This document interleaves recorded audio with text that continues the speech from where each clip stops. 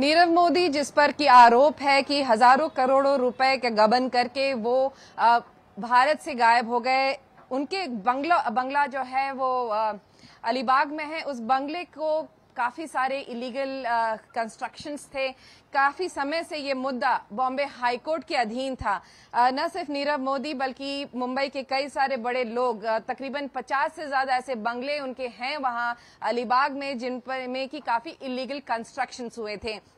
वहां के जो लोकल लोग भी रहते हैं, जो बिजनेस करते हैं, जो होम स्टेज यानी कि या फिर होटल्स चलाते हैं अलीबाग के समुद्री किनारों पर, उनके भी बंगलोज में काफी इलीगल कंस्ट्रक्शंस थे। और इस मुद्दे को लेकर बॉम्बे हाईकोर्ट पहुंचे थी एक संस्था जिसका की नाम है शंभू राजे युवा क्रांति, जो कि दरअसल अखिल भारतीय मराठा सेवा संघ के साथ काम करते हैं।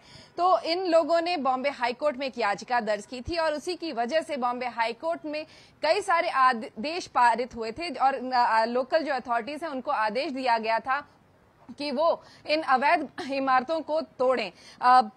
बहुत सालों से ये काम नहीं हुआ। कई सारी सरकारी फाइलों में ये मामला दब जा रहा था, लेकिन आखिरकार बॉम्बे हाईकोर्ट ने जब कड़ा रुख अपनाया तब जाकर पिछले साल दिसंबर में जो इलाके के कलेक्टर हैं उन्होंने जो इलीगल इमारतें हैं, जो अवैध इमारतें हैं, कंस्ट्रक्शंस जो हैं, उनको तोड़ने का काम शुरू किया था और उसके लिए उन्होंने ऑर्डर पारित किया था।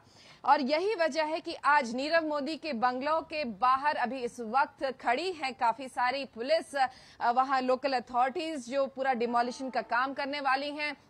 दरअसल दिसंबर 4 को जब ये आदेश पारित किया था कलेक्टर ने, उस समय काम तो शुरू हो गया था, लेकिन नीरव मोदी के बंगलों पर नहीं काम शुरू हुआ था तोड़फोड़ करने का। दरअसल तकरीबन 1000 स्क्वायर मीटर से ज्यादा का एरिया है जो कंस्ट्रक्टेड एरिया है, जबकि नीरव मोदी के इस फार्म हाउस को, अलीबाग का जो ये फार्म हाउस है, उसको इजाजत जो मिली थी कंस्ट्रक्शन की वो तकरीबन सिर्फ 300 स्क्वायर मीटर के आसपास थी, 300 से 400 स्क्वायर मीटर के आसपास। और यही वजह है कि जो तकरीबन 700 से ज्यादा स्क्वायर मीटर के जो कंस्ट्रक्शन है उसको अभी फिलहाल तोड़ने का कार्यक्रम शुरू हो गया है। दरअसल पेंच कहां पर थी इस पूरे मामले में? अगर आप देखें तो ये पूरा मामला जब से नीरव मोदी फरार हुए हैं तब से ये पूरा मामला पहले सीबीआई और उसके बाद ईडी इन्वेस्टिगेट कर रही थी। पूरे मामले में जांच पड़ताल हो रही थी। चार्जशीट भी दायर हो चुकी है पीएनबी स्कैम में, जिस पूरे स्कैम में इन्होंने नीरव मोदी, उनके मामा मेहुल चोकसी और बाकी और भी लोग जो इन्वॉल्व थे उन सब पर आरोप जो लगे हैं। और यही वजह है कि क्योंकि ये ईडी और सीबीआई के पास ये पूरा मामला था, तो इसकी वजह से लोकल अथॉरिटीज जो हैं, जो कलेक्टर हैं, वो इस पूरे इमारत पे काम जो है तोड़फोड़ करने का वो नहीं कर पा रहे थे। उनका यही मानना था कि अगर भले ही बॉम्बे हाईकोर्ट का आदेश जरूर हो, लेकिन क्योंकि इस पर सील जो मुहर लगी है वो ईडी और सीबीआई की है, तो अगर ये इस पर तोड़फोड़ करनी है तो कहीं उनके इस मामले में किसी तरह की दिक्कत ना हो, इसी वजह से लोकल अथॉरिटी जो कलेक्टर हैं वो किसी तरह का काम आगे नहीं कर रहे थे तोड़फोड़ करने का। लेकिन पिछले हफ्ते दरअसल बॉम्बे हाईकोर्ट में ईडी ने एक एप्लीकेशन फाइल की थी।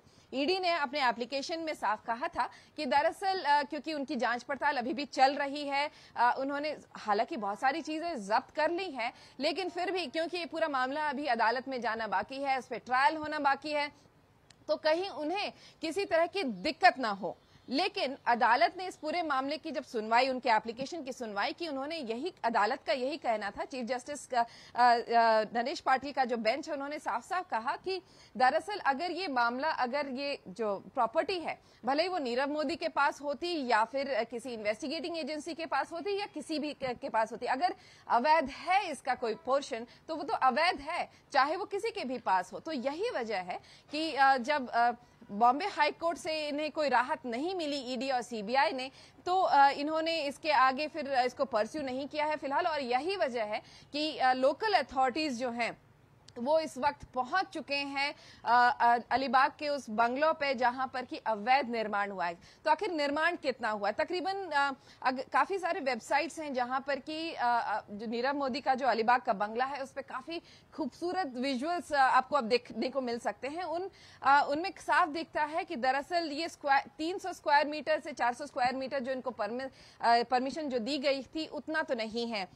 देख के ही सामने लगता है कि हालांकि इस फार्म हाउस में का इलाका काफी बड़ा है, लेकिन इसके एक छोटे से एरिया में ही कंस्ट्रक्शन है। लेकिन जो कंस्ट्रक्शन है 2 से 3 माले की इमारत जो बनाई गई है फार्म हाउस, वो काफी बड़ी है। और यही वजह है कि जब उसकी जानकारी जब लोकल अथॉरिटीज ने बॉम्बे हाई कोर्ट में दी कि दरअसल इनको 360 अगर मैं साफ बता सकूं तो 367 स्क्वायर मीटर के आसपास का इलाका है, और जो एरिया है जो कंस्ट्रक्टेड एरिया है वो उसी की लिमिट दी गई थी, जबकि उसे कहीं ज्यादा का निर्माण किया गया था नीरव मोदी के द्वारा। और यही वजह है कि अब बॉम्बे हाई कोर्ट से हरी झंडी मिलने के बाद अब लोकल अथॉरिटीज फिलहाल काम करेंगी। लेकिन कंस्ट्रक्शन की डिमोलिशन आखिर कितनी देर तक चलेगा? दरअसल हालांकि मशीनरी, मैन पावर सब पहुंच चुके हैं, लेकिन इतना आसान नहीं होता है। दरअसल काफी, क्योंकि सील वहां पे इमारत को काफी सील किया गया है, तो इसलिए इस पूरी डिमोलिशन को शुरू करने में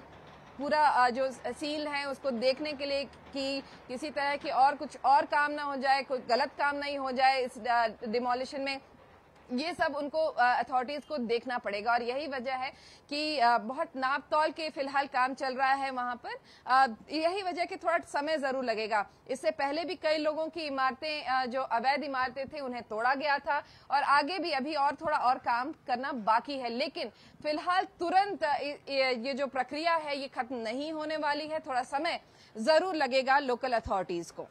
आप फिलहाल देख सकते हैं काफी सारे विजुअल्स में कि काफी सारे लोग वहां पहुंचे हुए हैं नीरव मोदी के इस बंगलों के पास। वहां पर काफी सारे जो अथॉरिटीज हैं वो अपनी कोशिश में लगे हैं कि डिमोलिशन वहां शुरू हो। अलीबाग के काफी सारे लोगों ने इसका विरोध प्रदर्शन भी किया था। उनका कहना यही था कि जो बाहर से लोगों के जो लोग आए हैं अलीबाग में, उनके बंगलों को पहले क्यों नहीं तोड़ा जा रहा, उनके बंगलों को क्यों तोड़ा जा रहा है, कि वो इसलिए क्योंकि वहां पर ताकि प्रोटेस्ट हो जाए और ये पूरा काम ही बंद हो जाए। लेकिन जैसा कि हमने पिछले काफी समय से देखा है, दिसंबर में ये कार्यक्रम पूरा शुरू हुआ था, अब जनवरी के अंत तक में भी काफी सारे जो डिमोलिशंस हैं वो किए गए हैं। और अब नीरव मोदी के इस बंगलों पर भी अब फिलहाल तोड़फोड़ का पूरा जो कार्यक्रम है वो अब किया जाएगा।